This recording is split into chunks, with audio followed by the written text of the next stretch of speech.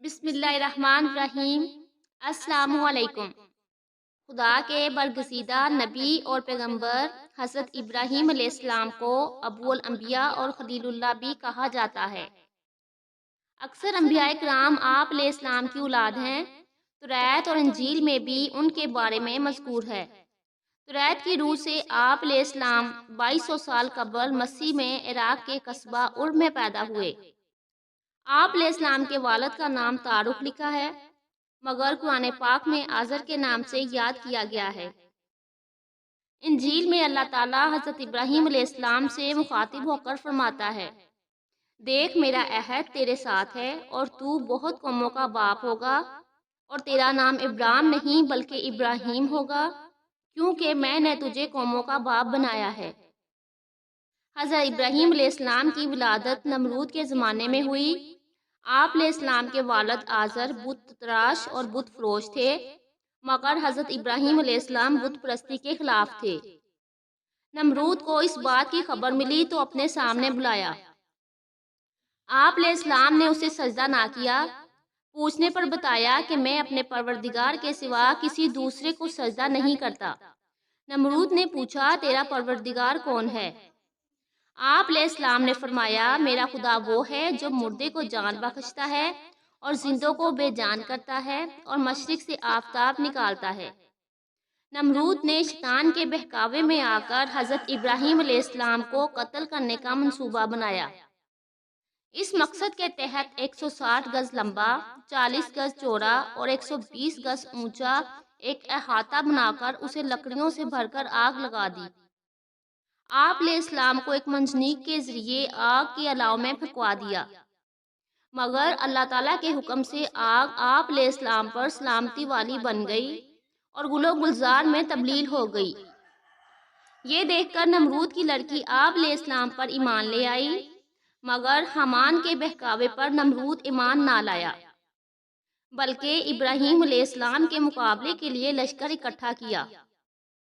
آپ علیہ السلام نے دعا کی اور اللہ تعالیٰ نے مچھروں کا لشکر بھیجا، جس نے نمرود کے سپاہیوں کا گوشت پوشت تک کھا لیا، یہاں تک کہ ایک مچھر نمرود کے دماغ میں جا بیٹھا اور اس کا مغز کھانا شروع کر دیا۔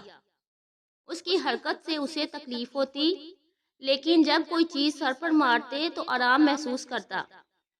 وہ 40 برس تک اسی عذاب میں مبتلا رہا۔ حضرت ابراہیم علیہ السلام اپنی بیوی سارہ کے ہمراہ مصر پہنچے۔ وہاں مصر کے بادشاہ فرعون نے حضرت سارہ پر دستے درازی کرنے کی 3 بار کوشش کی، مگر ہر بار آنکھیں اندھی ہو گئیں۔ چنانچہ اس نے توبہ کر کے حضرت سارہ کو ایک کنیز ہاجرہ عطا کی۔ حضرت ابراہیم علیہ السلام اپنی بیوی سارہ اور کنیز ہاجرہ کے ہمراہ فلسطین سے ہوتے ہوئے شام پہنچ گئے۔ وہاں حضرت ابراہیم علیہ السلام نے لوگوں کو شریعت سکھائی۔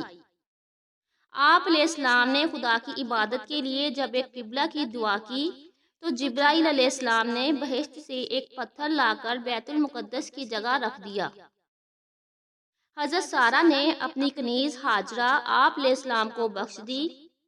اس کنیز کے بطن سے حضرت اسماعیل علیہ السلام پیدا ہوئے۔ حضرت سارہ نے جب فرزند کی خواہش کی تو ان کے بطن سے حضرت اسحاق علیہ السلام پیدا ہوئے۔ کچھ عرصے بعد حضرت ابراہیم علیہ السلام نے 3 روز تک متواتر خواب میں دیکھا کہ کوئی شخص کہتا ہے کہ اپنے بیٹے کو قربان کرو، کیونکہ انہوں نے اس کی نظر مانی تھی۔ اس طرح حضرت ابراہیم علیہ السلام نے اپنے فرزند کو خدا کی راہ میں قربان کرنے کی کوشش کی، مگر جب حلق پر چھری پھیرنا چاہتے تھے تو حکم ربانی ہوا کہ اے ابراہیم، تو نے اپنا خواب سچا کر دکھایا، اب اس کے عوض ایک مہندہ ذبح کرو۔